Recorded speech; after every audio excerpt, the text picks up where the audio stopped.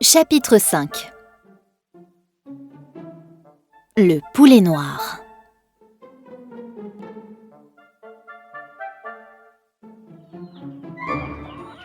Sophie allait tous les matins avec sa maman dans la basse-cour, où il y avait des poules de différentes espèces et très belles. Madame de Réan avait fait couvert des œufs dès qu'elle devait sortir des poules huppées superbes. Tous les jours, elle allait voir avec Sophie si les poulets étaient sortis de leur œuf. Sophie emportait dans un petit panier du pain qu'elle émiettait aux poules. Aussitôt qu'elle arrivait, toutes les poules, tous les coqs accouraient, sautaient autour d'elle, becquetaient le pain presque dans ses mains et dans son panier. Sophie riait, courait, les poules la suivaient, ce qui l'amusait beaucoup. Pendant ce temps, sa maman entrait dans une grande et belle galerie où demeuraient les poules. Elles étaient logées comme des princesses et soignées mieux que beaucoup de princesses. Sophie venait la rejoindre quand tout son pain était émietté. Elle regardait les petits poulets sortir de leurs coquilles et qui étaient trop jeunes encore pour courir dans les champs. Un matin, quand Sophie entra au poulailler, elle vit sa maman qui tenait un magnifique poulet né depuis 1 heure. « Oh, les jolis poulets, maman! Ses plumes sont noires comme celles d'un corbeau. » Regarde aussi quel joli huppe il a sur la tête. Ce sera un magnifique poulet. Madame de Réan le replaça près de la poule couveuse. À peine l'avait-elle posé que la poule donna un grand coup de bec au pauvre poulet. Madame de Réan donna une tape sur le bec de la méchante poule, releva le petit poulet, qui était tombé en criant, et le remit près de la poule. Cette fois, la poule, furieuse, donna au pauvre petit 2 ou 3 coups de bec et le poursuivit quand il chercha à revenir. Madame de Réan accourut et saisit le poulet, que la mère allait tuer à force de coups de bec. Elle lui fit avaler une goutte d'eau pour le ranimer.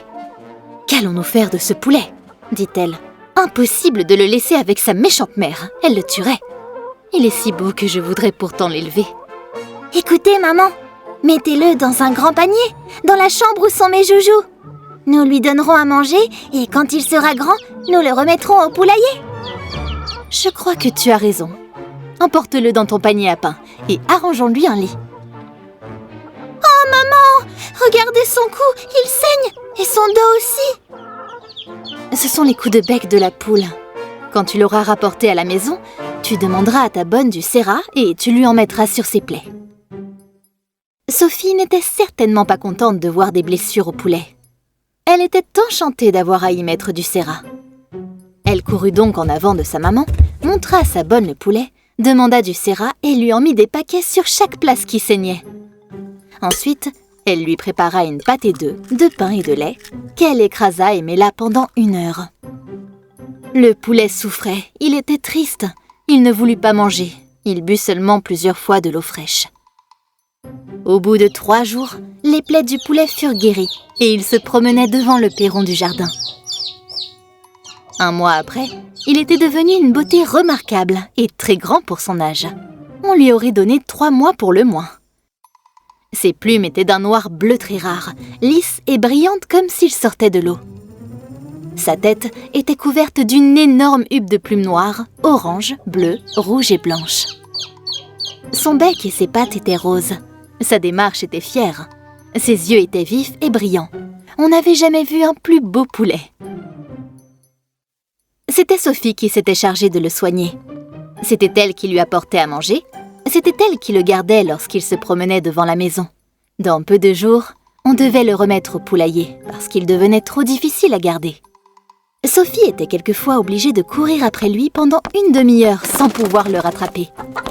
Une fois même, il avait manqué se noyer en se jetant dans un bassin plein d'eau qu'il n'avait pas vu tant il courait vite pour se sauver de Sophie. Elle avait essayé de lui arracher un ruban à la patte, mais il s'était tant débattu qu'il avait fallu le détacher, de peur qu'il ne se cassât la jambe. La maman lui défendit alors de le laisser sortir du poulailler. Il y a ici beaucoup de vautours qui pourraient l'enlever. Il faut donc attendre qu'il soit grand pour le laisser en liberté, dit Madame de Réan.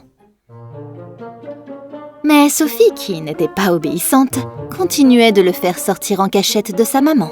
Et un jour, sachant sa maman occupée à écrire, elle apporta le poulet devant la maison. Il s'amusait à chercher des moucherons et des vers dans le sable et dans l'herbe.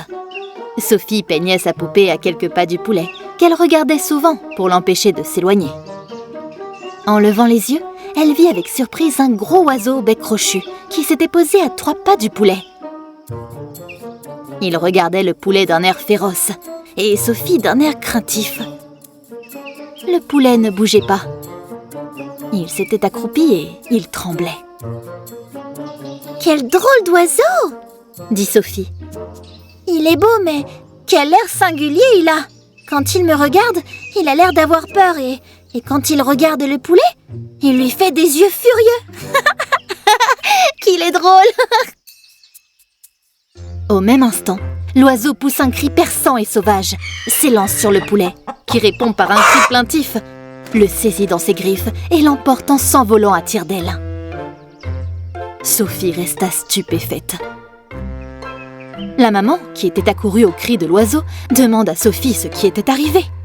Sophie raconte qu'un oiseau a emporté le poulet et ne comprend pas ce que cela veut dire. Cela veut dire que vous êtes une petite désobéissante, que l'oiseau est un vautour, que vous lui avez laissé emporter mon beau poulet, qui est tué, dévoré par ce méchant oiseau, et que vous allez rentrer dans votre chambre où vous dînerez et où vous resterez jusqu'à ce soir pour vous apprendre à être plus obéissante une autre fois. Sophie baissa la tête et s'en alla tristement dans sa chambre. Elle dîna avec la soupe et le plat de viande que lui apporta sa bonne, qu'il aimait et qui pleurait de l'avoir pleuré. Sophie pleurait son pauvre poulet, qu'elle regretta bien longtemps.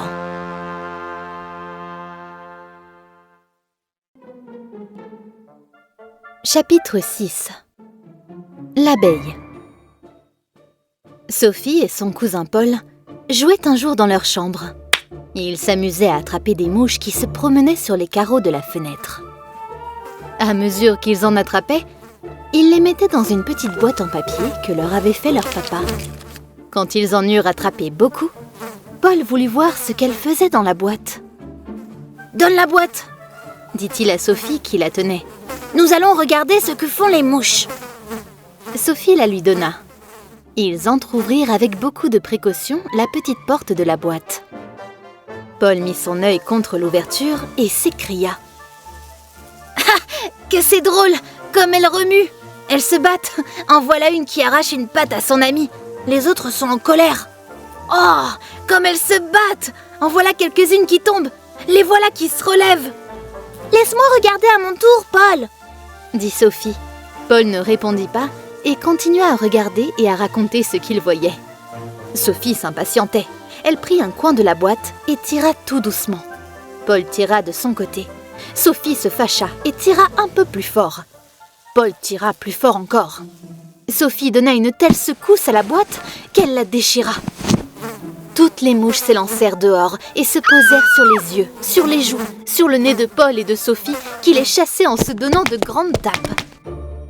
« C'est ta faute !» disait Sophie à Paul. « Si tu avais été plus complaisant, tu m'aurais donné la boîte et nous ne l'aurions pas déchirée. »« Non, c'est ta faute !»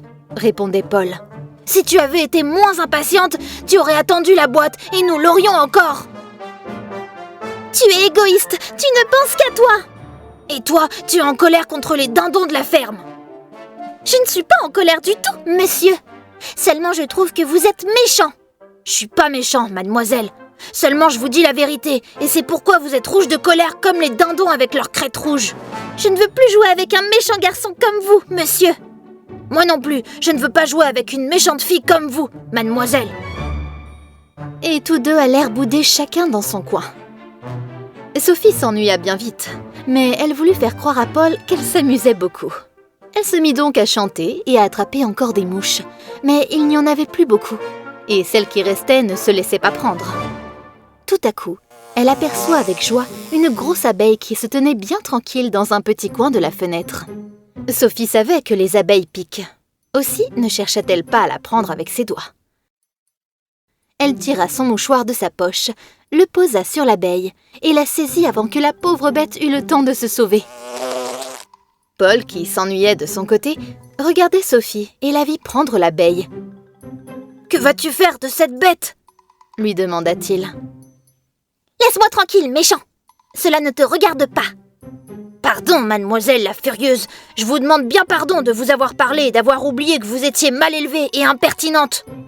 Je dirai à maman, monsieur, que vous me trouvez mal élevée. Comme c'est elle qui m'élève, elle sera bien contente de le savoir. Non, Sophie, ne lui dis pas. On me gronderait. Oui, je lui dirai. Si l'on te gronde, tant mieux, j'en serai bien contente. Méchante, va. Je ne veux plus te dire un mot. Et Paul retourna à sa chaise pour ne pas voir Sophie, qui était enchantée d'avoir fait peur à Paul et qui recommencera à s'occuper de son abeille. Elle leva tout doucement un petit coin du mouchoir, serra un peu l'abeille entre ses doigts à travers le mouchoir pour l'empêcher de s'envoler et tira de sa poche son petit couteau. « Je vais lui couper la tête, » se dit-elle, « pour la punir de toutes les piqûres qu'elle a faites. » En effet, Sophie posa l'abeille par terre en la tenant toujours à travers le mouchoir. Et d'un coup de couteau, elle lui coupa la tête. Puis, comme elle trouva que c'était très amusant, elle continua de la couper en morceaux. Elle était si occupée de l'abeille qu'elle n'entendit pas entrer sa maman qui, la voyant à genoux et presque immobile, s'approcha tout doucement pour voir ce qu'elle faisait. Elle la vit coupant la dernière patte de la pauvre abeille. Indignée de la cruauté de Sophie, Madame de Réan lui tira fortement l'oreille. Sophie poussa un cri, se releva d'un bond et resta tremblante devant sa maman. « Vous êtes une méchante fille, mademoiselle. Vous faites souffrir cette bête malgré que je vous ai dit que vous avez salé et coupé mes pauvres petits poissons. »« J'ai oublié, maman, je vous assure !»« Je vous en ferai souvenir, mademoiselle. D'abord en vous ôtant votre couteau, que je ne vous rendrai que dans un an. Et puis en vous obligeant de porter à votre cou ces morceaux de l'abeille enfilés dans un ruban jusqu'à ce qu'ils tombent en poussière. » Sophie eut beau prier, supplier sa maman de ne pas lui faire porter l'abeille en collier. La maman appela la bonne, se fit apporter un ruban noir, enfila les morceaux de l'abeille et les attacha au cou de Sophie. Paul n'osait rien dire, il était consterné. Quand Sophie resta seule, sanglotant et honteuse de son collier, Paul chercha à la consoler par tous les moyens possibles, lui demandait pardon de lui avoir dit des sottises et voulait lui faire croire que les couleurs jaune, orange, bleu et noir de l'abeille faisaient un très joli effet et ressemblaient à un collier de jais et de pierreries. Sophie le remercia de sa bonté. Elle fut un peu consolée par l'amitié de son cousin, mais elle resta très chagrine de son collier. Pendant une semaine, les morceaux de l'abeille restèrent entiers. Mais enfin, un beau jour, Paul, en jouant avec elle, les écrasa si bien qu'il ne resta plus que le ruban.